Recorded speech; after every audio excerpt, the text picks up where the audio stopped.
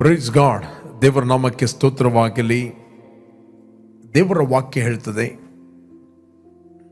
ಸ್ತೋತ್ರ ಯಜ್ಞವನ್ನು ಆತನಿಗೆ ಸಮರ್ಪಿಸಿರಿ. ಇಬ್ರಿಯ ಗ್ರಂಥದಲ್ಲಿ 12ನೇ 14-15ನೇ ವಚನದಲ್ಲಿ ನಾವು ಓದಿದರೆ ನಮಗೆ ಸಿಗ್ತದೆ. ಹಿಬ್ರೂಸ್ 12 ಚಾಪ್ಟರ್ 13. ಅದರಂತೆ ಯೇಸು ಕೂಡ ಸ್ವಂತ ರಕ್ತದಿಂದ ತನ್ನ ಜನರನ್ನು ಪವಿತ್ರಪಡಿಸಿದಗೋಸ್ಕರ ಪಟ್ಟಣದ ಹೊರಗೆ ಸತ್ತನು. ನೆಕ್ಸ್ಟ್, ಆದ್ದರಿಂದ ನಾವು ಆತನ ನಿಮಿತ್ತ ಉಂಟಾಗುವ ನಿಂದೆಯನ್ನು ತಾಳಿಕೊಳ್ಳುವರಾಗಿ ಪಾಳೆಯದ ಆಚೆ ಆತನ ಬಳಿಗೆ ಹೊರಟು ಹೋಗೋಣ. ನೆಕ್ಸ್ಟ್ 14ನೇ ವಚನ, ಯಾಕಂದರೆ ಈಯದಲ್ಲಿ ಶಾಶ್ವತವಾದ ಪಟ್ಟಣ ನಮಗಿಲ್ಲ, ಇನ್ನು ಮುಂದೆ ಆಗುವ ಪಟ್ಟಣವನ್ನು ಹಾರೈಸ್ತಾ ಇದ್ದೇವೆ. ನೆಕ್ಸ್ಟ್, ಆದ್ದರಿಂದ ಆತನ ಮೂಲಕವಾಗಿ ದೇವರಿಗೆ ಸ್ತೋತ್ರ ಯಜ್ಞವನ್ನು ಎಡೆಬಿಡದೆ ಸಮರ್ಪಿಸೋಣ. ಇಲ್ಲಿ ಬೈಬಲ್ ಹೇಳ್ತದೆ, ಆದ್ದರಿಂದ ಆತನ ಮೂಲಕವಾಗಿಯೇ ದೇವರಿಗೆ ಸ್ತೋತ್ರ ಯಜ್ಞವನ್ನು ಎಡೆಬಿಡದೆ ಸಮರ್ಪಿಸೋಣ. Continue sacrifice. ಓಕೆ, ಆತನು ಕರ್ತನೆಂದು ಬಾಯಿಂದ ಪ್ರತಿಜ್ಞೆ ಮಾಡುವುದೇ ನಾವು ಅರ್ಪಿಸುವ ಯಜ್ಞವಾಗಿದೆ. Praise God.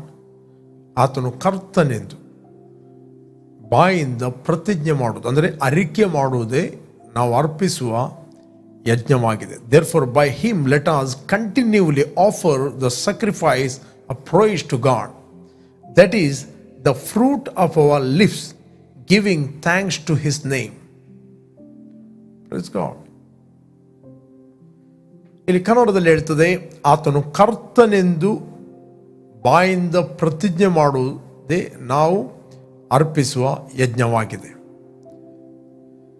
Therefore by let us continually offer the sacrifice of praise to God, that is the fruit of our lips. Okay, ನಾವು ಮುಂದೆ ಹೋಗುವ. ಓಕೆ, ಇದಲ್ಲದೆ ಪರೋಪಕಾರವನ್ನು ಧರ್ಮ ಮಾಡುವುದನ್ನು ಮರೆಯಬೇಡ್ರಿ, ಇವೇ ದೇವರಿಗೆ ಸಮರ್ಪಕವಾದ ಯಜ್ಞಗಳು. ಹಳೆ ಒಡಂಬಡಿಕೆಯಲ್ಲಿ ಯಜ್ಞಗಳು ಕುರಿ ಕೊಡಬೇಕಿತ್ತು, ಹೋತ ಅಥವಾ ಹೋರಿಗಳು ದೇವರಿಗೆ ಯಜ್ಞವಾಗಿ ಸಮರ್ಪಿಸ್ತಾ ಇತ್ತು. ಇವತ್ತು ನಾವು ದೇವರಿಗೆ ಸಮರ್ಪಿಸುವ ಯಜ್ಞಗಳು ಯಾವುದು ಅಂತ ಹೇಳಿದರೆ, ನಂಬರ್ 1, ಯೇಸುವನ್ನು ಕರ್ತನೆಂದು ನಾವು ಕಂಟಿನ್ಯೂಲಿ ಹೇಳುವಂಥದ್ದು. ಆತನು ನಮ್ಮ ಜೀವಿತಕ್ಕೆ ಕರ್ತನು, ಆತನು ನಮ್ಮ ರಕ್ಷಣೆಗೆ ಕರ್ತನು, ಆತನು ನಮ್ಮ ಸೇವೆಗೆ ಕರ್ತನು, ಆತನು ನಮ್ಮ ಆರೋಗ್ಯಕ್ಕೆ ಕರ್ತನು, ಆತನು ನಮ್ಮ ಕುಟುಂಬಕ್ಕೆ ಆತನೇ ಒಡೆಯನು, ಕರ್ತನಂದರೆ ಈಸ್ ಅ ಲಾರ್ಡ್. ಆತನು ನಿಮ್ಮ ಬಿಸ್ನೆಸ್ಸಿಗೆ ಅಥವಾ ನಿಮ್ಮ ಮಕ್ಕಳಿಗೆ ಆತನು ಕರ್ತನು, is a fruit. Continue. Next ಹೇಳ್ತದೆ, ಇದಲ್ಲದೆ ಪರೋಪಕಾರ ಮಾಡೋದು, ಇನ್ನೊಬ್ಬರಿಗೆ ಉಪಕಾರ ಮಾಡುವಂಥದ್ದು. ಅನೇಕರು ಕೆಟ್ಟತನ ಮಾಡ್ಬೋದು ಅಥವಾ ಮೋಸ ಮಾಡ್ಬೋದು, ವಂಚಿಸ್ಬೋದು, ಬಟ್ ಉಪಕಾರ ಮಾಡುವಂಥದ್ದು ಅದು ದೇವರಿಗೆ ಇಷ್ಟ ಯಜ್ಞ. ಪರೋಪಕಾರವನ್ನು ಧರ್ಮ ಮಾಡುವುದನ್ನು, ಧರ್ಮ ಅಂತ ಹೇಳಿದ್ರೆ is a giving, but do not forget to do good and to share. ಅಂದರೆ ಶೇರ್ ಏನಂತಾರೆ, ಏನು ಒಳ್ಳೆದಿದೆ ಅದನ್ನು ಶೇರ್ ಮಾಡುವಂಥದ್ದು, ಕೊಡುವಂಥದ್ದು, ಮರೆಯಬೇಡ್ರಿ. Right, share. For with such sacrifice God is well pleased.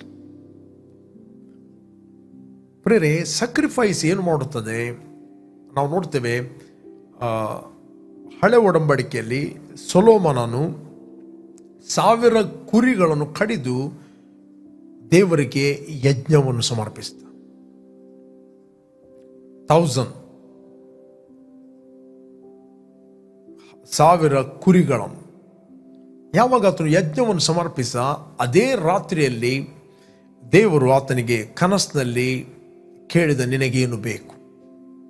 ನಾವು ನೋಡ್ತೇವೆ, ನಿನಗೇನು ಬೇಕು? ಆತನು ಕೇಳಲಿಲ್ಲ, ನನಗೆ ರಾಜ್ಯಗಳು ಬೇಕು, ನನಗೆ ತುಂಬ ಹಣ ಬೇಕು, ಐಶ್ವರ್ಯ ಬೇಕು, ನಾನು ಎಲ್ಲ ರಾಜ್ಯಗಳನ್ನು ಕಾಂಕರ್ ಮಾಡಬೇಕು.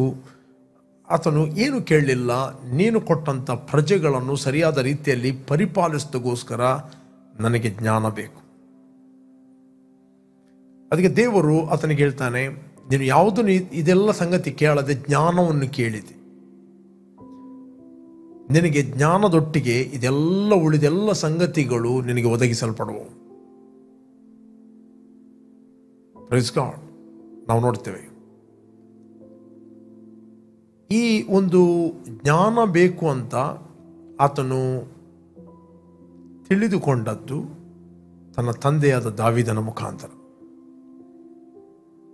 ತನ್ನ ತಂದೆ ಅವನಿಗೆ ಪ್ರೀಚ್ ಮಾಡುತ್ತಾನೆ, my son, get the wisdom, it will promote the. ನಾವು ನೋಡಲಿಕ್ಕೆ ನಮಗೆ ಸಿಗ್ತದೆ ಜ್ಞಾನೋಕ್ತಿ 4ನೇ ಅಧ್ಯಾಯದಲ್ಲಿ 1ನೇ ವಚನದಿಂದ ಓದಿದರೆ ನಮಗೆ ಸಿಗ್ತದೆ. ಜ್ಞಾನೋಕ್ತಿ 4 ಚಾಪ್ಟರ್ 1 ವರ್ಸ್. ಮಕ್ಕಳಿನ ತಂದೆಯ ಶಿಕ್ಷಣವನ್ನು ಕೇಳಿರಿ, ವಿವೇಕವನ್ನು ಗ್ರಹಿಸಲಿಕ್ಕೆ ಕಿವಿಗೊಡ್ರಿ. ಇಲ್ಲಿ ಸೊಲೊಮೋನ ಬರೆಯುವುದು, ನಾನು ನಿಮಗೆ ಬೋಧನೆಯನ್ನು ಮಾಡುವೆನು, ನನ್ನ ಉಪದೇಶವನ್ನು ಬಿಡಬೇಡ್ರಿ.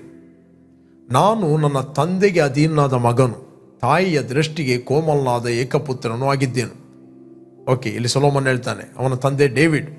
ತಂದೆಯು ನನಗೆ ಬೋಧಕನಾಗಿ ಹೀಗೆಂದನು, ನಿನ್ನ ಮನಸ್ಸು ನನ್ನ ಮಾತುಗಳನ್ನು ಹಿಡಿದುಕೊಳ್ಳಲಿ, ನನ್ನ ಆಜ್ಞೆಯನ್ನು ಕೈಗೊಂಡು ಸುಖವಾಗಿ ಬಾಳು. ಜ್ಞಾನವನ್ನು ಪಡೆ, ವಿವೇಕವನ್ನು ಸಂಪಾದಿಸು, ಮರೆಯಬೇಡ, ನನ್ನ ಮಾತುಗಳಿಗೆ ಓರೆಯಾಗಬೇಡ. ಇಲ್ಲಿ 4ನೇ ಅಧ್ಯಾಯ 5ನೇ ವಚನದಲ್ಲಿ ಡೇವಿಡ್ ಆತನಿಗೆ, ದಾವೀದನು ಅವನ ತಂದೆ ಸೊಲೊಮೋನನ ತಂದೆ ಫಸ್ಟ್ ಅವನಿಗೆ ಹೇಳಿದ್ದು ಜ್ಞಾನವನ್ನು ಪಡೆ.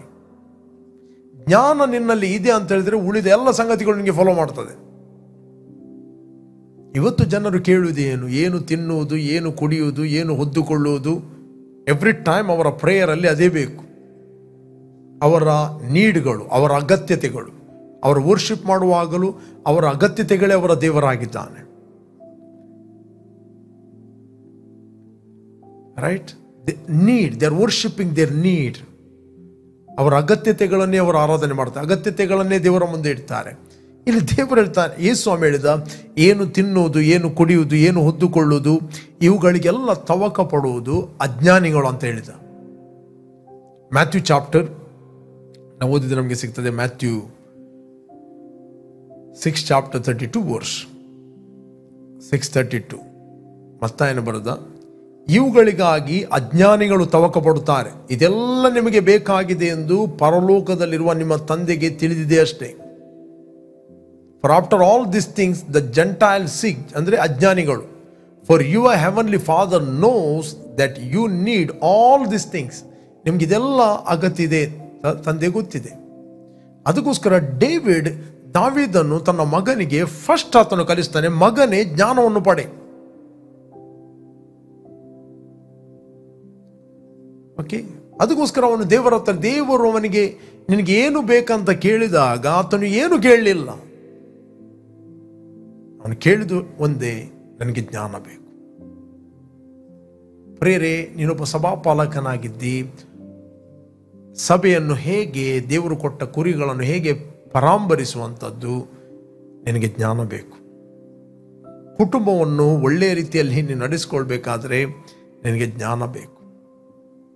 ನೀನು ಬಿಸ್ನೆಸ್ ಮಾಡ್ತಾ ಇದ್ದಿ, ಬಿಸ್ನೆಸ್ಸನ್ನು ಹೇಗೆ ಖರ್ಚು ಕಡಿಮೆ ಆಗುವಂಥದ್ದು, ಇನ್ಕಮ್ ಜಾಸ್ತಿ ಆಗುವಂಥದ್ದು ನಿನಗೆ ಜ್ಞಾನ ಬೇಕು.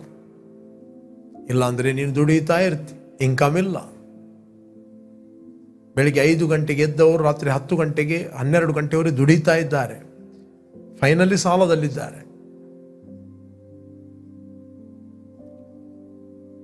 ರೈಟ್? ಅವರಿಗೆ ಆರಾಧನೆ ಬರಲಿಕ್ಕೆ ಕೂಡ ಸಮಯ ಇಲ್ಲ, ಸೆಲ್ ಗ್ರೂಪಿಗೆ ಹೋಗ್ಲಿಕ್ಕೆ ಕೂಡ ಸಮಯ ಇಲ್ಲ. They are busy. ಸ್ಪಿರಿಚುವಲ್ ಸಂಗತಿಗಳಿಗೆ ಅವರಿಗೆ ಸಮಯ ಇಲ್ಲ. ಯಾಕಂದರೆ ಅಜ್ಞಾನ ಅವರನ್ನು ಬ್ಯುಸಿಯಾಗಿಟ್ಟಿದೆ. ಅವರಿಗೆ ಬಿಡುಗಡೆ ಬೇಕು, ಸೈತಾನ್ನಿಂದಲ್ಲ, ಅಜ್ಞಾನದಿಂದ ಬಿಡುಗಡೆ ಆಗಬೇಕು. Through knowledge just shall live, just shall be delivered ಅಂತ ಬೈಬಲ್ ಹೇಳ್ತದೆ. Through knowledge. 11 ಚಾಪ್ಟರ್ 9 ವರ್ಸಲ್ಲಿ ಹೇಳ್ತದೆ, ಜ್ಞಾನೋಕ್ತಿ 11:9. ಧರ್ಮಭ್ರಷ್ಟನು ಬಾಯಿಂದ ನೆರೆಯನ್ನು ಹಾಳು ಮಾಡುವನು, ಶಿಷ್ಟನು ತಿಳುವಳಿಕೆಯಿಂದ ಉದ್ಧಾರನಾಗುವನು ಅಂತ ಕನ್ನಡದಲ್ಲಿ ಹೇಳ್ತದೆ. The hypocrite with this mouth destroys neighbour, but through knowledge the riches will be delivered. Riches will be delivered. ಆತನು ಬಿಡುಗಡೆ ಆಗ್ತಾನೆ ಥ್ರೂ ನಾಲೆಜ್.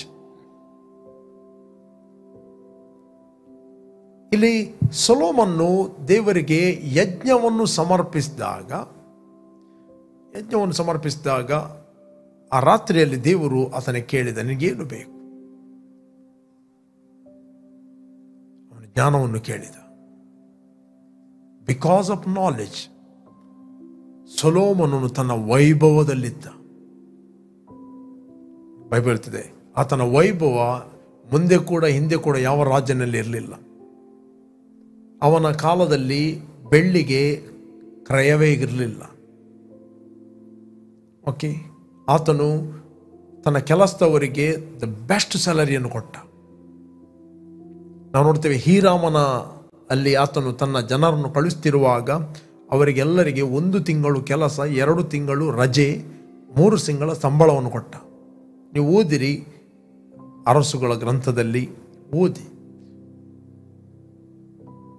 ಆತನು 3 ಬ್ಯಾಚ್ಗಳನ್ನು ಮಾಡಿದ. ಜನವರಿಯಲ್ಲಿ ಒಂದು ಗುಂಪನ್ನು ಕಳಿಸಿದಾಗ ಅವರು 1 ತಿಂಗಳು ಕೆಲಸ ಮಾಡಿದರು ಹೀರಾಮನಲ್ಲಿ, ಮರ ಕಡಿಯುವಂಥದ್ದನ್ನೆಲ್ಲ. ಅವರು 2 ತಿಂಗಳು ರಜೆ, 3 ತಿಂಗಳು ಸಂಬಳ. ನೆಕ್ಸ್ಟ್ ಇನ್ನೊಂದು ಬ್ಯಾಚ್ ಹೋಗ್ತದೆ, ನೆಕ್ಸ್ಟ್ ತಿಂಗಳು, 2ನೇ ತಿಂಗಳು ಅವರು 1 ತಿಂಗಳು ಕೆಲಸ ಮಾಡ್ತಾರೆ, ಪುನಃ 2 ತಿಂಗಳು ಅವರು ರಜೆ. 3ನೇ ಬ್ಯಾಚ್ ಹೋಗ್ತದೆ, ಅವರು 1 ತಿಂಗಳು ಕೆಲಸ ಮಾಡ್ತಾರೆ, 2 ತಿಂಗಳು ರಜೆ, 3 ತಿಂಗಳು ಸಂಬಳ. ಫಸ್ಟ್ 2 ತಿಂಗಳು ರಜೆಯಲ್ಲಿದ್ದವರು ಪುನಃ ಹೋಗ್ತಾ ಇದ್ದರು. ಓಕೆ, ನಾವು ನೋಡ್ತೇವೆ ಇಲ್ಲಿ, ನಾವು ನೋಡ್ತೇವೆ ಫಸ್ಟ್ ಕಿಂಗ್ 3 ಚಾಪ್ಟರ್ 11 ವರ್ಸಲ್ಲಿ ಇಲ್ಲಿ ದೇವರು ಹೇಳ್ತಾನೆ, ಆತನು ಅವನಿಗೆ, ನೀನು ನಿನಗೋಸ್ಕರ ದೀರ್ಘಾಯುಷ್ಯವನ್ನಾಗಲಿ, ಐಶ್ವರ್ಯವನ್ನಾಗಲಿ, ವೈರಿಗಳ ಪ್ರಾಣವನ್ನಾಗಲಿ ಕೇಳಿಕೊಳ್ಳದೆ ನ್ಯಾಯ ನಿರ್ಣಯಿಸಿದಗೋಸ್ಕರ ವಿವೇಕವನ್ನು ಬೇಡಿಕೊಂಡದ್ದರಿಂದ ನಿನ್ನ ಭಿನ್ನವನ್ನು ನೆರವೇರಿಸ್ತೇನೆ. ನೋಡು, ನಿನಗೆ ಜ್ಞಾನವನ್ನು ವಿವೇಕವನ್ನು ಅನುಗ್ರಹಿಸ್ತೇನೆ. ನಿನ್ನಂಥ ಜ್ಞಾನಿಯು ಮುಂಚೆ ಇರಲಿಲ್ಲ, ಮುಂದೆ ಇರುವುದಿಲ್ಲ. ಇದಲ್ಲದೆ ನೀನು ಕೇಳಿದಂದನ್ನು ನಿನಗೆ ಅನುಗ್ರಹಿಸ್ತೇನೆ. ನಿನ್ನ ಜೀವಮಾನದೆಲ್ಲ ಐಶ್ವರ್ಯದಲ್ಲಿಯೂ ಘನದಲ್ಲಿಯೂ ನಿನಗೆ ಸಮಾನವಾದ ಅರಸನು ಇನ್ನೊಬ್ಬನಿರುವುದಿಲ್ಲ. ನೀನು ನಿನ್ನ ತಂದೆಯಾದ ದಾವೀದನಂತೆ ನನ್ನ ಮಾರ್ಗದಲ್ಲಿ ನಡೆದು ನನ್ನ ಆಜ್ಞಾವಿಧಿಗಳನ್ನು ಕೈಗೊಳ್ಳುವುದಾದರೆ ನಿನ್ನ ಆಯುಷ್ಯವನ್ನು ಹೆಚ್ಚಿಸುವೆನು ಅಂದನು. ಈ ಜ್ಞಾನೋಕ್ತಿಯಲ್ಲಿ ನಾವು ನೋಡ್ತೇವೆ, ಆತನು ಏನು ಬರೆದಿದ್ದಾನೆ, ಅವನ ತಂದೆಗೆ ಅಧೀನಾದ ಮಗನಾಗಿತ್ತು. ತಂದೆ ಆತನು ಇನ್ಸ್ಟ್ರಕ್ಷನ್ ಕೊಟ್ಟ, ನೀನು ಜ್ಞಾನವನ್ನು ಪಡೆ. 4ನೇ ಅಧ್ಯಾಯ 5ನೇ ವಚನದಲ್ಲಿ, 4ನೇ ಅಧ್ಯಾಯ 5ನೇ ವಚನ ಜ್ಞಾನೋಕ್ತಿ.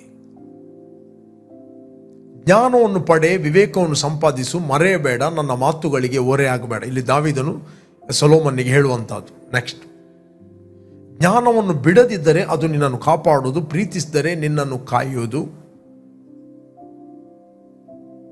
ಓಕೆ, ಜ್ಞಾನವನ್ನು ಪಡೆಯಬೇಕೆಂಬುದೇ ಜ್ಞಾನಬೋಧೆಯ ಪ್ರಥಮ ಪಾಠ. ಇದೇ ಫೌಂಡೇಶನ್. ನಿನ್ನ ಎಲ್ಲ ಸಂಪತ್ತಿನಿಂದಲೂ ವಿವೇಕವನ್ನು ಪಡೆ.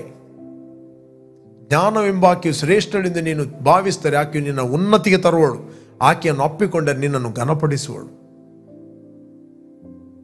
3ನೇ ಅಧ್ಯಾಯದಲ್ಲಿ 11ನೇ ವಚನದಲ್ಲಿ ನಾವು ನೋಡ್ತೇವೆ, ಜ್ಞಾನೋಕ್ತಿ 3 ಚಾಪ್ಟರ್ 11 ವರ್ಸ್, ಜ್ಞಾನೋಕ್ತಿ 3:11. ಮಗನೇ, ಯೆಹೋವನ ಶಿಕ್ಷೆಯನ್ನು ತಾತ್ಸಾರ ಮಾಡಬೇಡ, ಆತನನ್ನು ಗದರಿಸುವಾಗ ಬೇಸರಗೊಳ್ಳಬೇಡ. ತಂದೆಯು ತನ್ನ ಮುದ್ದು ಮಗನನ್ನು ಗದರಿಸುವಂತೆ ಯೆಹೋವನು ತನ್ನನ್ನು ಪ್ರೀತಿಸುವವನನ್ನೇ ಗದರಿಸುತ್ತಾನೆ.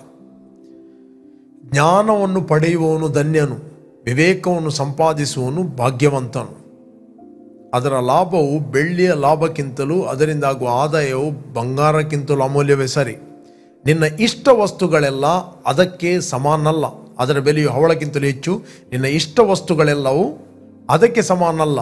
ನೆಕ್ಸ್ಟ್ 16, ಜ್ಞಾನ ಎಂಬಾಕೆಯ ಬಲಗೈಯಲ್ಲಿ ದೀರ್ಘಾಯುಷ್ಯವು, ಎಡಗೈಯಲ್ಲಿ ಧನವು ಘನತೆಯು ಉಂಟು. 2 ಕೂಡ ಉಂಟು. ಸಭೆ ಇವತ್ತು ಜ್ಞಾನವಂತವಾಗಿದೆ. It's talking about the church. Born again ಆದ ವ್ಯಕ್ತಿ ಆತನು ಮೂರ್ಖ ಅಲ್ಲ, ಆತನು ಜ್ಞಾನಿ. ಸಭೆಯಲ್ಲಿ ಒಂದು ಕಡೆಯಲ್ಲಿ ದೀರ್ಘಾಯುಷ್ಯ ಇದೆ, ಮತ್ತೊಂದು ಕಡೆಯಲ್ಲಿ ಧನ ಐಶ್ವರ್ಯಗಳು ಇವೆ. Praise God. ಸಭೆಯಲ್ಲಿ, ಚರ್ಚಲ್ಲಿ ಜ್ಞಾನ ಎಂಬಾಕೆಯ ಬಲಗೈಯಲ್ಲಿ ದೀರ್ಘಾಯುಷ್ಯವು, ಎಡಗೈಯಲ್ಲಿ ಧನವು ಘನತೆಯೂ ಉಂಟು. ನೆಕ್ಸ್ಟ್, ಆಕೆಯ ದಾರಿಗಳು ಸುಖಕರವಾಗಿವೆ, ಆಕೆಯ ಮಾರ್ಗಗಳೆಲ್ಲ ಸಮಾಧಾನವೇ. ಜ್ಞಾನವು ತನ್ನನ್ನು ಹಿಡಿದುಕೊಳ್ಳುವವರಿಗೆ, ಅದನ್ನು ಹಿಡಿದರೆ ಜೀವದ ಮರವಾಗಿದೆ. ಅದು ರಿಲಿಜಿಯಸ್ ಮರ ಅಲ್ಲ, ಜೀವದ ಮರ. ಅದನ್ನು ಅವಲಂಬಿಸುವ ಪ್ರತಿಯೊಬ್ಬನು ಧನ್ಯನು. It will give life fruit.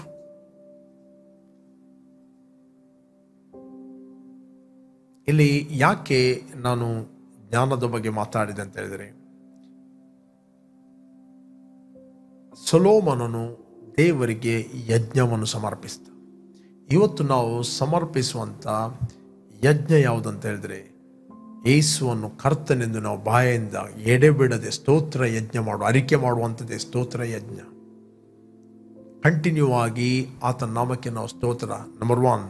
Number 2, ಪರೋಪಕಾರ ಮಾಡುವಂಥದ್ದು. ಎರಡನೇದು ಧರ್ಮ ಮಾಡುವಂಥದ್ದು. ಅಪೊಸ್ತಲ ಪೌಲ ಕಾಣಿಕೆಯ ಬಗ್ಗೆ ಕೂಡ ಮಾತಾಡುತ್ತಾನೆ. It is the worship. Philippians 4 chapter 15 ವರ್ಸಲ್ಲಿ ನಾವು ನೋಡಲಿಕ್ಕೆ ಹೋದ್ರೆ ನಮಗೆ ಸಿಗ್ತದೆ. ಫಿಲಿಪಿಯನ್ಸ್ 4 ಚಾಪ್ಟರ್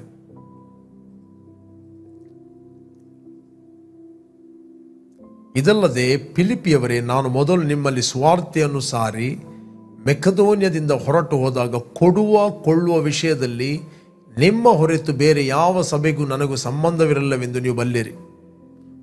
ನಾನು ಥೆಸಲೋನಿಕದಲ್ಲಿದ್ದಾಗಲೂ ನೀವು 1-2 ಸಾರಿ ನನ್ನ ಕೊರತೆಯನ್ನು ನೀಗಿಸುವುದಕ್ಕೆ ಕೊಟ್ಟು ಕಳಿಸ್ತಿರಲ್ಲ. ನಾನು ನಿಮ್ಮಿಂದ ದಾನವನ್ನು ಅಪೇಕ್ಷಿಸುತ್ತಿಲ್ಲ, ನಿಮ್ಮ ಆತ್ಮಕ್ಕೆ ಆದಾಯವಾಗುವಂಥ ಪ್ರೀತಿ ಫಲವನ್ನೇ ಅಪೇಕ್ಷಿಸ್ತೇನೆ. ಬೇಕಾದೆಲ್ಲ ನನಗುಂಟು, ಸಮೃದ್ಧಿ ಉಂಟಾಯಿತು. ನಿಮ್ಮಿಂದ ಕಾಣಿಕೆ ದಾನ ನನಗೆ ಬೇಕಾಗಿಲ್ಲ, ಬೇಕಾದೆಲ್ಲ ನನಗೆ ಉಂಟು. ಬಟ್ ನೀವೇನೇ ಕೊಡುವುದಾದರೆ ಅದು ನಿಮ್ಮ ಆತ್ಮಕ್ಕೆ ಪ್ರಯೋಜನ. It is your spiritual edification. Not that I seek the gift, that I seek the fruit, that abundance to your account. Okay, next. ಎಪೋಪ್ರದಿತನ ಕೈಯಿಂದ ನೀವು ಕೊಟ್ಟು ಕಳಿಸಿದ್ದು ನನಗೆ ತಲುಪಲಾಗಿ ನಾನು ತುಂಬಿ ತುಳುಕುವನಾಗಿದ್ದೇನೆ. ಅದು ದೇವರಿಗೆ ಮೆಚ್ಚುಗೆಯಾದದ್ದು, ಸುಗಂಧ ವಾಸನೆ, ಇಷ್ಟ ಯಜ್ಞ. Praise God. It is a sacrifice. ಇಷ್ಟ ಯಜ್ಞ. ಓಕೆ, ನೆಕ್ಸ್ಟ್ ಹೇಳ್ತದೆ, ಎಲ್ಲರೂ 4ರಿಂದ 18 ಬಿಡ್ತಾರೆ, 19 ಮಾತ್ರ ಕನ್ಫೆಸ್ ಮಾಡ್ತಾರೆ. ನನ್ನ ದೇವರು ಕ್ರಿಸ್ತ ಯೇಸುವಿನ ಮೂಲಕ ತನ್ನ ಪ್ರಭಾವದ ಐಶ್ವರ್ಯಕ್ಕೆ ತಕ್ಕ ಹಾಗೆ ನಿಮ್ಮ ಪ್ರತಿಯೊಂದು ಕೊರತೆಯನ್ನು ನೀಗಿಸುವನು. ಮತ್ತೆ ಹೇಳಿದ್ರೆ ಇದು ವರ್ಕೌಟ್ ಆಗೋದಿಲ್ಲ ಅಂತ. ನೆಕ್ಸ್ಟ್ ಇಲ್ಲಿ ಅಪೊಸ್ತಲ ಪೌಲನು ಅಲ್ಲಿ ಬ್ಲೆಸ್ಸಿಂಗ್ ಅನ್ನು ರಿಲೀಸ್ ಮಾಡುವಂಥದ್ದಾಗಿದೆ. ಬ್ಲೆಸ್ಸಿಂಗ್ ಅಂತ ಹೇಳಿದ್ರೆ it is the spiritual ability, impartation, ಆತ್ಮಿಕ ಸಾಮರ್ಥ್ಯ, empower to be fruitful and productive. ನೀವು ಫ್ರೂಟ್ಫುಲ್ ಆಗಲಿಕ್ಕೆ, ಪ್ರೊಡಕ್ಟಿವ್ ಆಗಲಿಕ್ಕೆ it is a blessing. God is releasing blessing. ಯಾಕೆ ಆತನು ಬ್ಲೆಸ್ಸಿಂಗ್ ರಿಲೀಸ್ ಮಾಡುತ್ತಾನೆ? Praise God. There is a principle. Important. ನೀವು 17-18 ಓದಿರಿ, ಅದರ ರಿಸಲ್ಟ್ ದ ಬ್ಲೆಸ್ಸಿಂಗ್. ನಾವು ನೋಡ್ತೇವೆ, ದೇವರು ಮನುಷ್ಯನನ್ನು ತನ್ನ ಸ್ವರೂಪದಲ್ಲಿ ತನ್ನ ಹೋಲಿಕೆಗೆ ಸರಿಯಾಗಿ ಮನುಷ್ಯನನ್ನು ಉಂಟು ಮಾಡಿದ ಮತ್ತು ವಾಕ್ಯ ಹೇಳ್ತದೆ, ದೇವರು ಅವರನ್ನು ಆಶೀರ್ವದಿಸಿದ. God bless them, empowered them to be fruitful and productive. Next ಹೇಳಿದ, ಬಿ ಫ್ರೂಟ್ಫುಲ್, ಫಲಭರಿತರಾಗಿರಿ, ಹೆಚ್ಚಿರಿ, ತುಂಬಿರಿ, ಸ್ವಾಧೀನ ಮಾಡ್ರಿ, ದೊರೆತನ ಮಾಡ್ರಿ. Be fruitful, multiply, replenish, subdue and have dominion. Dominion over every lack, dominion over every limitation. ದೊರೆತನ ಮಾಡ್ರಿ, ಸ್ವಾಧೀನ ಮಾಡ್ರಿ. ನಿಮ್ಮ ಬಲ, ನಿಮ್ಮ ಶಕ್ತಿಯಿಂದ ನೀವು ಸ್ವಾಧೀನ ಮಾಡಲಿಕ್ಕೆ ಆಗುವುದಿಲ್ಲ. It is the power of god, it is the ability of god. ಯೆಹೋವನ ಆಶೀರ್ವಾದವು ಒಬ್ಬನನ್ನು ಭಾಗ್ಯದಾಯಕವಾಗಿ ಮಾಡುತ್ತದೆ. The blessing of the lord make him rich. ಒಬ್ಬನನ್ನು ನೀವು ಯಾವ ದಿವಸ ಯೇಸುವನ್ನು ರಕ್ಷಕನು ಒಡೆಯನೆಂದು ಅಂಗೀಕಾರ ಮಾಡಿದ್ದೀರಿ, ನೀವು ದೇವರ ರಾಜ್ಯದಲ್ಲಿ ಹುಟ್ಟಿದ್ದೀರಿ. You must function in the kingdom. Praise god.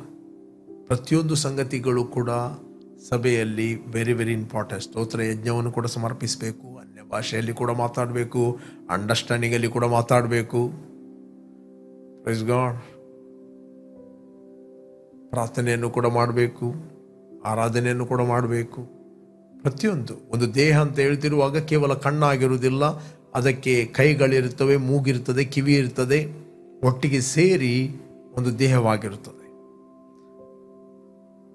ಅದೇ ಕ್ರಿಸ್ತಿಯ ಜೀವಿತ ಅಂತ ಹೇಳ್ತಿರುವಾಗ ಕೇವಲ ಒಂದು ಟೀಚಿಂಗ್ ಅನ್ನು ಕೇಳಿ ಉಳಿದನ್ನು ಬಿಡಲಿಕ್ಕೆ ಆಗುವುದಿಲ್ಲ. ಎಷ್ಟು ನೀವು ಅನ್ಯ ಭಾಷೆಯಲ್ಲಿ ಮಾತಾಡುತ್ತೀರೋ, ನೀವು ಅನ್ಯ ಅಂಡರ್ಸ್ಟ್ಯಾಂಡಿಂಗ್ ಅಲ್ಲಿ ಸಹ ಪ್ರೇಯರ್ ಮಾಡುವಂಥದ್ದು ವೆರಿ ವೆರಿ ಇಂಪಾರ್ಟೆಂಟ್.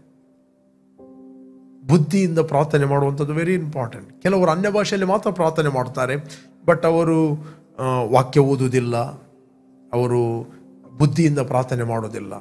ಕೇವಲ 1-2 ಗಂಟೆ ಅನ್ಯ ಭಾಷೆಯಲ್ಲಿ ಮಾತಾಡ್ತೀವಿ, ಎಲ್ಲ ಮುಗಿ ದೇವರಿಗೆ ಗೊತ್ತುಂಟು. ಅವರು ದೇವರ ವಾಕ್ಯದ ಮೂಲಕ ದೇವರಿಗೆ ಸ್ತೋತ್ರ ಯಜ್ಞವನ್ನು ಸಮರ್ಪಿಸ್ತಿಲ್ಲ. ದೇವರು ನಮಗೆ ವಾಕ್ಯಗಳನ್ನು ಕೊಟ್ಟಿದ್ದಾನೆ, ಅದು ಪರಲೋಕ ರಾಜ್ಯದ ಮಾತುಗಳು, the words of the kingdom.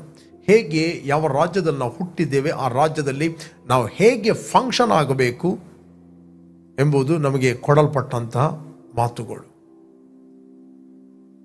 ಹೇಗೆ ನಾವು ಕಾರ್ಯಪ್ರವೃತ್ತರಾಗಬೇಕು, ಹೇಗೆ ನಾವು ಫಂಕ್ಷನ್ ಆಗಬೇಕು ದೇವರ ರಾಜ್ಯದಲ್ಲಿ. That is the spiritual knowledge. Natural ವರ್ಲ್ಡಲ್ಲಿ ನೀವು ಫಂಕ್ಷನ್ ಆಗಬೇಕಾದ್ರೆ ನಿಮಗೆ ನ್ಯಾಚುರಲ್ ನಾಲೆಜ್ ಬೇಕು. ಸ್ಪಿರಿಚುವಲ್ ವರ್ಲ್ಡಲ್ಲಿ ನೀವು ಫಂಕ್ಷನ್ ಆಗಬೇಕಂದ್ರೆ ಸ್ಪಿರಿಚುವಲ್ ನಾಲೆಜ್ ಬೇಕು. ಸ್ಪಿರಿಚುವಲ್ ನಾಲೆಜ್ ಇಲ್ಲ ಅಂತ ಹೇಳಿದ್ರೆ ನೀವು ಸ್ಪಿರಿಚುವಲಿ ಫಂಕ್ಷನ್ ಆಗಲಿಕ್ಕೆ ಆಗೋದಿಲ್ಲ. ಸ್ಪಿರಿಚುವಲ್ ನೀವೇನಾಗ್ತೀರಿ? ಅನ್ಪಡ್ ಆಗ್ತೀರಿ, ಅಜ್ಞಾನಿಗಳು. ಇಲ್ಲಿ ದೇವರ ವಾಕ್ಯದ ಏನು ತಿನ್ನುವುದು, ಏನು ಕುಡಿಯುವುದು, ಏನು ಹೊತ್ತುಕೊಳ್ಳುವುದು, ಇವುಗಳಿಗೆ ತವಕ ಪಡುವುದು ಅಜ್ಞಾನಿಗಳು. ಯಾವ ಅಜ್ಞಾನಿಗಳು? ಸ್ಪಿರಿಚುವಲ್ ಅಜ್ಞಾನಿಗಳು, ಆತ್ಮಿಕ ಅಜ್ಞಾನಿಗಳು. They don't know how to function in the kingdom. ಹೇಗೆ ದೇವರ ರಾಜ್ಯದಲ್ಲಿ ಕಾರ್ಯಪ್ರವೃತ್ತರಾಗುವುದು, ಹೇಗೆ ದೇವರ ರಾಜ್ಯದ ಪ್ರಿನ್ಸಿಪಲ್ಗಳನ್ನು ಅಪ್ಲೈ ಮಾಡುವಂಥದ್ದು. ಕೇವಲ ನಾವು ಯೇಸು ಕ್ರಿಸ್ತನ ಕ್ರೂಜೆಯಲ್ಲಿ ಸತ್ತ, ಹೂಣಲ್ಪಟ್ಟ 3ನೇ ದಿನ ಪುನರುತ್ಥಾನ ಆದ, ನಾವು ನಿತ್ಯ ಜೀವನ ಹೊಂದಿದ್ದೇವೆ, ಪರಲೋಕಕ್ಕೆ ಹೋಗುವುದು. ಬಟ್ ಈ ಲೋಕದಲ್ಲಿ ಇರುವಾಗ ಆ ರಾಜ್ಯದಲ್ಲಿ ನೀವು ಹುಟ್ಟಿದೆ, ಆ ರಾಜ್ಯದಲ್ಲಿ ಹೇಗೆ ನಾವು ಫಂಕ್ಷನ್ ಆಗೋದು ವೆರಿ ವೆರಿ ಇಂಪಾರ್ಟೆಂಟ್. ನಿತ್ಯ ಜೀವ ಪ್ರಾರಂಭವಾಗುವುದು ಪರಲೋಕಕ್ಕೆ ಹೋದ ನಂತರ ಅಲ್ಲ, ನಿತ್ಯ ಜೀವ ಪ್ರಾರಂಭವಾಗುವುದು ನೀವಿಲ್ಲಿ ಇರುವಾಗ. ಮತ್ತೆ ಕಂಟಿನ್ಯೂ ಆಗಿ ನೀವು ನಿತ್ಯತ್ವಕ್ಕೆ ನೀವು ಜೀವಿಸುವರಾಗಿದ್ದೀರಿ. ಇಲ್ಲೇ ನೀವು ಪ್ರಾರಂಭ ಮಾಡದಿದ್ದರೆ, ಇಲ್ಲೇ ನೀವು ಜೀವಿಸದಿದ್ದರೆ, ಇಲ್ಲೇ ನೀವು ಪರಿಶುದ್ಧತೆಯಲ್ಲಿ ಜೀವಿಸ್ತಿದ್ದರೆ, ಇಲ್ಲೇ ನೀವು ಕ್ರಿಸ್ತನ ಅಧಿಕಾರದಲ್ಲಿ ನೀವು ಜೀವಿಸದಿದ್ದರೆ ನಿಮ್ಮ ಆತ್ಮಕ್ಕೆ ಬ್ಲೈಂಡ್ನೆಸ್ ಬಂದದ್ದು, ಕತ್ತಲೆ ಬಂದದ್ದು ಗೊತ್ತಾಗುವುದಿಲ್ಲ. ನಾನು ನಿಮ್ಗೆ ಎನ್ಕರೇಜ್ ಮಾಡ್ತೇನೆ, ದೇವರ ಜ್ಞಾನವನ್ನು ಪಡೆಯಿರಿ. ಯೇಸು ಕ್ರಿಸ್ತನೇ ದೇವರ ಕಡೆಯಿಂದ ಜ್ಞಾನ, ನೀತಿ, ಶುದ್ಧೀಕರಣ ಮತ್ತು ವಿಮೋಚನೆಗಳಿಗೆ ಕಾರಣ ಆಗಿದ್ದಾನೆ. ಹೇಗೆ ಫಿಸಿಕಲ್ ಸೆನ್ಸ್ ನಾಲೆಜ್ ಎಷ್ಟು ಇಂಪಾರ್ಟೆಂಟೋ ಅದಕ್ಕಿಂತ ಹೆಚ್ಚಾಗಿ ಸ್ಪಿರಿಚುವಲ್ ನಾಲೆಜ್ ಎಂಬುವಂಥದ್ದು ವೆರಿ ವೆರಿ ಇಂಪಾರ್ಟೆಂಟ್. ಓಕೆ, ಕೀರ್ತನೆ 91ರಲ್ಲಿ ಹೇಳ್ತದೆ, ಪಾರಾತ್ಮನ ಮೊರೆ ಹೊಕ್ಕಿರುವನು, ಸರ್ವಶಕ್ತನ ಆಶ್ರಯದಲ್ಲಿ ನಾನು ಸುರಕ್ಷಿತನಾಗಿರುವೆನು. ನಾನು ಯೆಹೋವನಿಗೆ, ನೀನೇ ನನ್ನ ಕೋಟೆಯು, ನನ್ನ ದುರ್ಗವು, ನಾನು ಭರವಸವಿಟ್ಟಿರುವ ನನ್ನ ದೇವರು ಎಂದು ಹೇಳುವೆನು. ಇಂಪಾರ್ಟೆಂಟ್, ಹೇಳುವೆನು. ನೀನು ಹೇಳುವಂಥದ್ದು ಅದು ನಿನಗೆ ಮ್ಯಾನಿಫೆಸ್ಟ್ ಆಗುತ್ತದೆ. ಆತನು ಯಾರಾಗಿದ್ದಾನಂತ ನೀನು ಹೇಳುವಂಥದ್ದು ಅದು ನಿನ್ನ ಮುಂದೆ ನಿಲ್ತದೆ. ನೀನು ನೆಗೆಟಿವ್ ಮಾತಾಡಿದ್ದು ಕೂಡ ಅದು ನಿನ್ನ ಮುಂದೆ ನಿಲ್ತದೆ. ನೀನು ವಾಕ್ಯವನ್ನು ಮಾತಾಡಿದ್ದು ಕೂಡ ಅದು ನಿನ್ನ ಮುಂದೆ ನಿಲ್ತದೆ. ನೀನು ಆರೋಗ್ಯವನ್ನು ಮಾತಾಡಿದರೆ ಆರೋಗ್ಯ ನಿನ್ನ ಮುಂದೆ ನಿಲ್ತದೆ. ನೀನು ಕೊರತೆಗಳನ್ನು ಮಾತಾಡಿದರೆ ಕೊರತೆ ನಿನ್ನ ಮುಂದೆ ನಿಲ್ತದೆ. ನೀನು ಏನು ಹೇಳ್ತಿ ಅದು ನಿನ್ನ ಮುಂದೆ ನಿಲ್ತದೆ. ನೀನೊಂದು ಕಂಪನಿ ಕೆಲಸಕ್ಕೆ ಹೋಗ್ತಿ, ನಿನ್ನ ಬಾಸಿನ ಬಗ್ಗೆ ಕೆಟ್ಟದಾಗಿ ಮಾತಾಡ್ತಿ, ಅದೇ ನಿನ್ನ ಮುಂದೆ ನಿಲ್ತದೆ.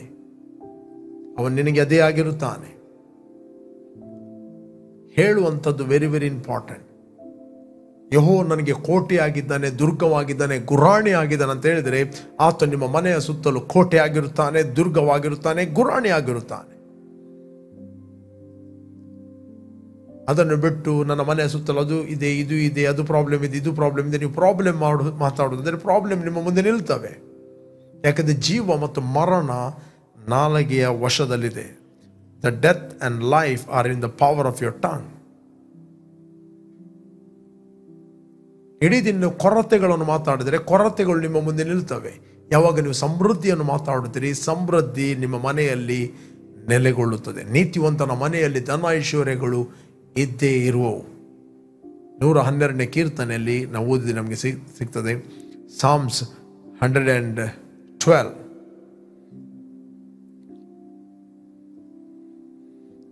ಯಾವಿಗೆ ಸ್ತೋತ್ರ, ಯಾವನು ಯೆಹೋವನಲ್ಲಿ ಭಯಭಕ್ತಿಯುಳ್ಳವನಾಗಿ ಆತನ ಆಜ್ಞೆಗಳಲ್ಲಿ ಆನಂದ ಪಡುವವನು ಅವನೇ ಧನ್ಯನು.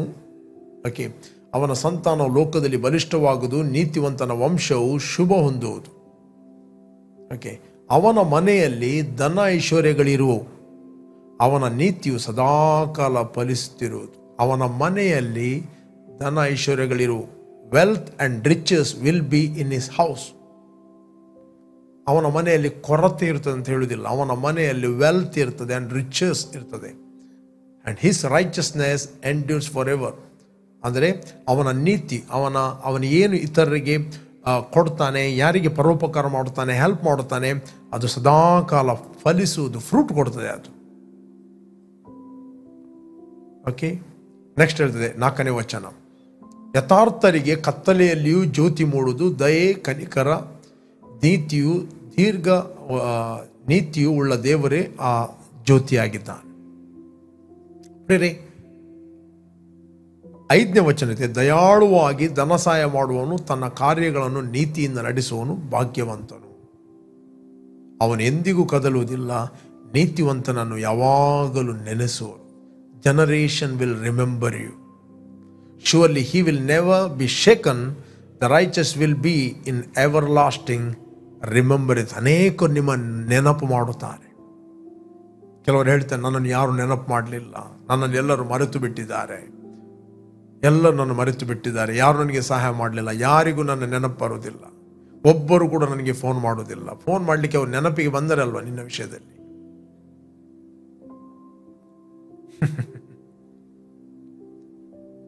ಅಚ್ಚ ಜಟಮಾಂಸ ಎಣ್ಣೆಯನ್ನು ಯೇಸುವಿಗೆ ಆ ಸ್ತ್ರೀ ಹಾಕಿದಾಗ ಎಲ್ಲೆಲ್ಲ ಸುವಾರ್ತೆ ಸಾರಲ್ಪಡ್ತದೋ ಈಕೆಯ ನೆನಪು ಮಾಡುವರು ಅಂತ ಯೇಸು ಸ್ವಾಮಿ ಹೇಳಿದ. ಪ್ರೇರೆ, ಇಲ್ಲಿ ವಾಕ್ಯ ಹೇಳ್ತದೆ, ಅವನು ಎಂದಿಗೂ ಕದಲುವುದಿಲ್ಲ, ನೀತಿವಂತನನ್ನು ಯಾವಾಗಲೂ ನೆನೆಸುವರು. ಅಂದರೆ ಯಾವಾಗಲೂ ಜನನನ್ನು ನೆನಪು. ಇವತ್ತು ಕೆಲವರು ಮರೆತು ಬಿಟ್ಟಿದ್ದಾರೆ. ಅವರೇನೇನೋ ಸರ್ಕಸ್ ಮಾಡ್ತಾರೆ ಇನ್ನೊಬ್ಬರಿಗೆ ಜ್ಞಾಪಕ ಬರಲಿಕ್ಕೆ. ಅದೆಲ್ಲ ಉಲ್ಟಾ ಆಗ್ತದೆ. ದೇವರು ಒಬ್ಬನಿಗೆ ನಿನ್ನ ವಿಷಯದಲ್ಲಿ ನೆನಪಿಗೆ ತಂದರೆ they will never forget you. Praise God. God is your source. ದೇವರು ನಿನ್ನ ಜೀವಿತಕ್ಕೆ ಮೂಲವಾಗಿದ್ದಾನೆ. ಅದಕ್ಕೋಸ್ಕರ ಕಂಟಿನ್ಯೂ ಆಗಿ ಸ್ತೋತ್ರ ಯಜ್ಞವನ್ನು ಆತನಿಗೆ ಎಡೆಬಿಡದೆ ಸಮರ್ಪಿಸೋಣ. ಆತನನ್ನು ಕರ್ತನೆಂದು ನಾವು ಬಾಯಿಂದ ಪ್ರತಿಜ್ಞೆ ಮಾಡುವುದೇ ಅದು ದೇವರಿಗೆ ಮೆಚ್ಚುವ ಯಜ್ಞವಾಗಿದೆ. ಪರೋಪಕಾರ ಮತ್ತು ಧರ್ಮ ಮಾಡುವಂಥದ್ದೇ ದೇವರಿಗೆ ಮೆಚ್ಚುಗೆಯಾದ ಯಜ್ಞವಾಗಿದೆ. ಅಪೊಸ್ತಲ ಪೌಲ ಹೇಳುತ್ತಾನೆ, ನೀವು ಎಪೋಪ್ರದಿತನ ಕೈಯಿಂದ ಕೊಟ್ಟು ಕಳಿಸಿದ್ದು ನಾನು ತುಂಬಿ ತುಳುಕುವನಾಗಿದ್ದೇನೆ.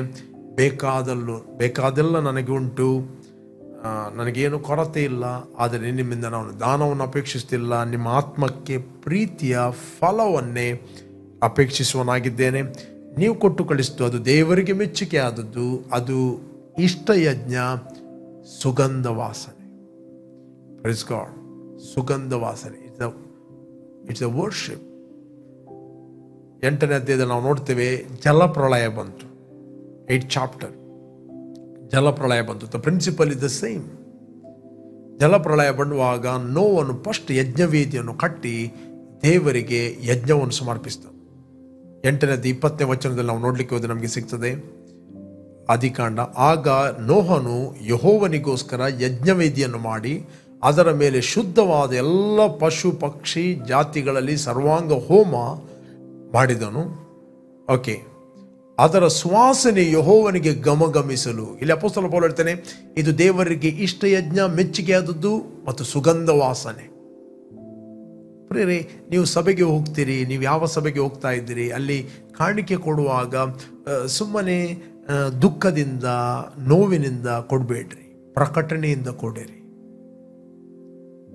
ಅದನ್ನು ಕೈಯಲ್ಲಿ ಹಿಡ್ಕೊಂಡು ಆರಾಧನೆ ಮಾಡ್ರಿ. ಅದು ದೇವರಿಗೆ ಇಷ್ಟ ಯಜ್ಞ, ಸುಗಂಧ ವಾಸನೆ. ನೀವು ಕೊಡುವಂಥದ್ದು ಆ ಸಭಾಪಾಲಕನಿಗೆ ಅಥವಾ ಯಾವುದೊಂದು ಡಿನಾಮಿನೇಷನ್ಗೆ ಕೊಡ್ತೀವಿ ಅಂದರೆ ಕೊಡಬೇಡ್ರಿ. ನೀವು ದೇವರಿಗೆ ಅಂತ ಕೊಡ್ತಿರುವಾಗ ಸಂತೋಷದಿಂದ ಕೊಡಿರಿ. ಅದು ದೇವರಿಗೆ ಇಷ್ಟ ಯಜ್ಞ, ಸುಗಂಧ ವಾಸನೆ, ಮೆಚ್ಚುಗೆ ಆದದ್ದು. ಇಲ್ಲಿ ಬೈಬಲ್ ಹೇಳ್ತಿದೆ, Genesis 8:21, ಅದರ ಸುವಾಸನೆ ಯೆಹೋವನಿಗೆ ಗಮಗಮಿಸಲು ಆತನ ಹೃದಯದೊಳಗೆ ಮನುಷ್ಯರ ಸಂಕಲ್ಪವು ಚಿಕ್ಕಂದಿನಿಂದಲೂ ಕೆಟ್ಟದೆ. ಆದರೂ ನಾನು ಇನ್ನು ಮೇಲೆ ಅವರ ನಿಮಿತ್ತವಾಗಿ ಭೂಮಿಯನ್ನು ಶಪಿಸುವುದಿಲ್ಲ. ನಾನು ಎಲ್ಲ ಜೀವಿಗಳನ್ನು ಈಗ ಸಂಹರಿಸಿದಂತೆ ಇನ್ನು ಮೇಲೆ ಸಂಹರಿಸಲು. One sacrifice. ನೆಕ್ಸ್ಟ್ ಹೇಳಿದ, ಭೂಮಿ ಇರುವ ತನಕ ಈ ಪ್ರಿನ್ಸಿಪಲ್ ಚೇಂಜ್ ಆಗುವುದಿಲ್ಲ. ಭೂಮಿ ಇರುವ ತನಕ ಬಿತ್ತನೆಯು, ಕೊಯ್ಲು, ಚಳಿಯು, ಸೆಕೆಯು, ಬೇಸಿಗೆ ಕಾಲವು, ಹಿಮಕಾಲವು, ಹಗಲು, ಇರುಳು, ಇವುಗಳ ಕ್ರಮ ತಪ್ಪುವುದೇ ಇಲ್ಲ ಅಂದುಕೊಂಡನು. This a principle. While the earth remains, seed time and harvest, cold and heat, winter and summer, and day and night shall not cease. ಯಾವಾಗ ನೋಹನು ದೇವರಿಗೆ ಯಜ್ಞವನ್ನು ಸಮರ್ಪಿಸಿದ. ಪ್ರೇರೆ, ಲೆಟ್ ಅಸ್ ಪ್ರೇ. ನಾವು ಪ್ರಾರ್ಥನೆ ಮಾಡುವ. ಒಂದು ವೇಳೆ ನೀವು ಯಾರು ಫಸ್ಟ್ ಟೈಮ್ ವೀಕ್ಷಿಸ್ತಾ ಇದ್ದೀರಿ, ಇಷ್ಟರವರೆಗೆ ನೀವು ಯೇಸುವನ್ನು ರಕ್ಷಕನ ಒಡೆಯನೆಂದು ನೀವು ಅಂಗೀಕಾರ ಮಾಡದಿದ್ದರೆ, this the right time. Call Jesus in your heart. ನಿಮ್ಮ ಹೃದಯದಲ್ಲಿ ಕರೆಯಿರಿ. Let us pray. Thank you Lord, thank you father. ತಂದೆ, ಕ್ರಿಸ್ತನಲ್ಲಿ ನಾವು ನಿನ್ನ ಸನ್ನಿಧಿಯಲ್ಲಿದ್ದೇವೆ. ನಾವು ನಿನ್ನ ಸನ್ನಿಧಾನದಲ್ಲಿ ಆನಂದ ಪಡುತ್ತೇವೆ. ನಿನ್ನ ಒಳ್ಳೆಯವನು, ನಿನ್ನ ಕೃಪೆಯು ಶಾಶ್ವತವಾದದ್ದು, ನಿನ್ನ ಪ್ರೀತಿಯು ಶಾಶ್ವತವಾದದ್ದು. ತಂದೆ, ನಿನ್ನ ಮಗನಾದ ಯೇಸುವನ್ನು ನಮಗೋಸ್ಕರ ನೀನು ಕಳಿಸಿದಿ. ಆತ ನಮಗೋಸ್ಕರ ಪ್ರಾಣವನ್ನು ಕೊಟ್ಟು ತನ್ನ ದೇಹವನ್ನು ನಿನಗೆ ಯಜ್ಞವಾಗಿ ಆತನು ಸಮರ್ಪಿಸಿದ್ದಾನೆ. ಆತನು 3ನೇ ದಿನ ಪುನರುತ್ಥನಾಗಿದ್ದಾನೆ. ನಾವು ನಂಬುತ್ತೇವೆ. ಆತನು ಸುರಿಸಿದ ರಕ್ತದ ಮೂಲಕ ನಮ್ಮ ಅಪರಾಧಗಳು ಪರಿಹಾರವಾಗಿ ನಮಗೆ ಬಿಡುಗಡೆ ಆಯಿತು. ನಾವು ಯೇಸುವನ್ನೇ ಕರ್ತನೆಂದು ಎಡೆಬಿಡದೆ ನಿನಗೆ ನಾವು ಕೃತಜ್ಞತೆಯನ್ನು ಸಲ್ಲಿಸುವರಾಗಿದ್ದೇವೆ. ನಾವು ಪರೋಪಕಾರ, ಧರ್ಮ ಮಾಡುವಂಥದ್ದನ್ನು ಕಂಟಿನ್ಯೂ ಆಗಿ ನಾವು ಮಾಡುವಂತೆ ನಿನ್ನ ಆತ್ಮನ ಮೂಲಕ ನೀನು ನಡೆಸ್ತಿ. ಅದಕ್ಕೋಸ್ಕರ ನಾವು ಸ್ತೋತ್ರವನ್ನು ಸಲ್ಲಿಸ್ತಾ ಇದ್ದೇವೆ. Thank you Lord. ಇವತ್ತು ಏನೆಲ್ಲ ನಿನ್ನ ಮಕ್ಕಳು ವಾಕ್ಯವನ್ನು ಕೇಳಿದಾರೋ, ಥ್ಯಾಂಕ್ ಯು ಲಾರ್ಡ್. ಅದು ಕಂಟಿನ್ಯೂ ಆಗಿ ತಮ್ಮ ಜೀವಿತದಲ್ಲಿ ಅವರು ಅಳವಡಿಸುವಂತೆ, ಯಾವ ರಾಜ್ಯದಲ್ಲಿ ಅವರು ಹುಟ್ಟಿದಾರೋ ಆ ರಾಜ್ಯದಲ್ಲಿ ಅವರು ಜ್ಞಾನಿಗಳಾಗಿ ಫಂಕ್ಷನ್ ಆಗುವಂತೆ ಕರ್ತನೆ, ಸ್ಪಿರಿಚುವಲ್ ಜ್ಞಾನ, ಸಕಲ ವಿಧವಾದ ಆತ್ಮಿಕ ಜ್ಞಾನ ಮತ್ತು ನಿನ್ನ ಗ್ರಹಿಕೆ ಮತ್ತು ನಿನ್ನ ಚಿತ್ತದ ತಿಳುವಳಿಕೆಯಿಂದ ಇವರನ್ನು ತುಂಬಿಸ್ತಿ. ಅದಕ್ಕೋಸ್ಕರ ಸ್ತೋತ್ರ. ನಾವು ಆರೋಗ್ಯದಲ್ಲಿ ನಡೆಯುವರಾಗಿದ್ದೇವೆ, ಸಮೃದ್ಧಿಯಲ್ಲಿ ನಡೆಯುವರಾಗಿದ್ದೇವೆ. ನಮಗೆ ವಿರುದ್ಧವಾಗಿ ಕಲ್ಪನೆ ಮಾಡಿದ ಯಾವ ಆಯುಧವು ಜಯಿಸುವುದಿಲ್ಲ. ಎಲ್ಲ ನಾಲಿಗೆಗಳನ್ನು ನಾವು ದೋಷ ಎಂದು ಖಂಡಿಸುವರಾಗಿದ್ದೇವೆ. ಇವರು ಪ್ರೊಟೆಕ್ಟ್ ಆಗಿದ್ದಾರೆ, ಇವರು ಬ್ಲೆಸ್ ಆಗಿದ್ದಾರೆ. We are blessed O God in Jesus name. Amen, amen.